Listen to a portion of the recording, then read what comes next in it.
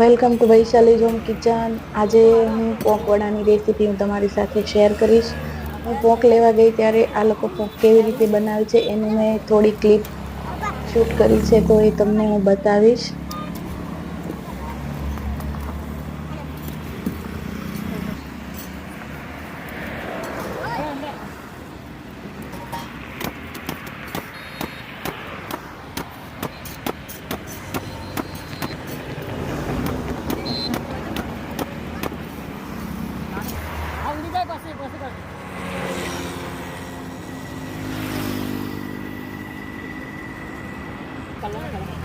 બધી પ્રોસેસ પત્યા પછી આ રીતે પોંક નીકળે છે અને એ લોકો આપણને વજન કરીને આપે છે પોંક।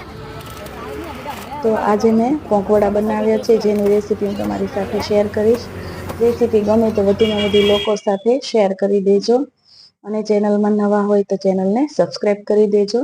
પોંક વડા ટ્રેડિશનલ રીતે ખમણમાં બનતા હોય છે, પણ આજે મેં ચણાની દાળ પલાળીને બનાવ્યા છે, તો રેસીપી પૂરી જોજો। સૌથી પહેલા આપણે આદુ મરચાં અને લસણને મિક્સર જારમાં પીસી લઈશું અને હવે આપણે એમાં 1 કપ ચણાની દાળ પલાળેલી 2 કલાક માટે મેં પલાળી રાખી હતી એ એડ કરી દઈશું અને એકદમ પાણી વગર જ આપણે એને પીસવાની છે।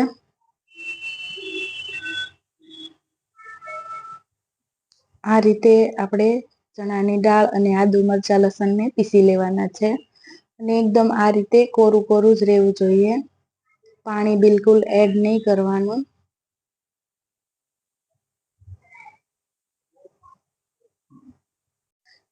હવે આપણે 1 કપ પોંક લઈશું, એમાંથી અડધો કપ આપણે આખો પોંક રાખીશું અને અડધા કપ પોંકને આપણે એની પેસ્ટ બનાવી લઈશું અને બેટરમાં એડ કરી દઈશું।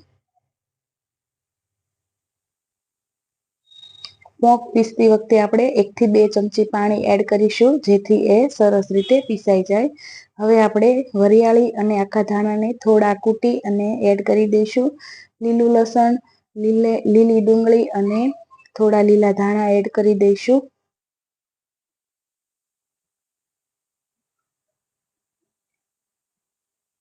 સ્વાદ પ્રમાણે મીઠું અને થોડી ખાંડ એડ કરી દઈશું।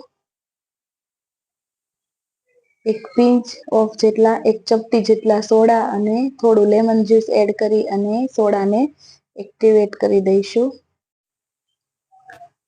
હવે આપણે એમાં 2 થી 3 ટેબલસ્પૂન જેટલો ચોખાનો લોટ એડ કરી દઈશું અને સરસ રીતે મિક્સ કરી લઈએ।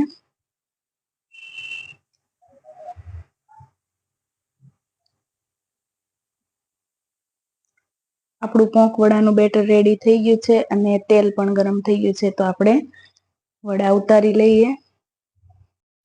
ગેસની ફ્લેમ એકદમ આપણે હાઈ રાખીશું અને થોડી વાર પછી આપણે એને મીડિયમ હાઈ કરીશું। સ્લો ફ્લેમ પર આપણે વડા નહીં તળીએ, જો સ્લો ફ્લેમ પર કરીશું તો વડા તેલમાં છૂટા પડી જશે, એ વાતનું આપણે ખાસ ધ્યાન રાખીશું।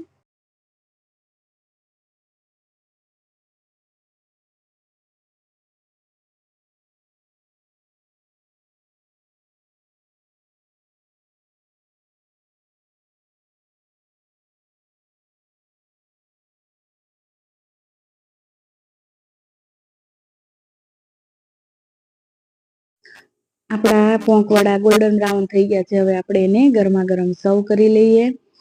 અહીંયા મેં કેચઅપ સાથે સર્વ કર્યા છે, તમે ગ્રીન ચટણી અથવા તો ખજૂર આમલીની ચટણી સાથે પણ સર્વ કરી શકો છો।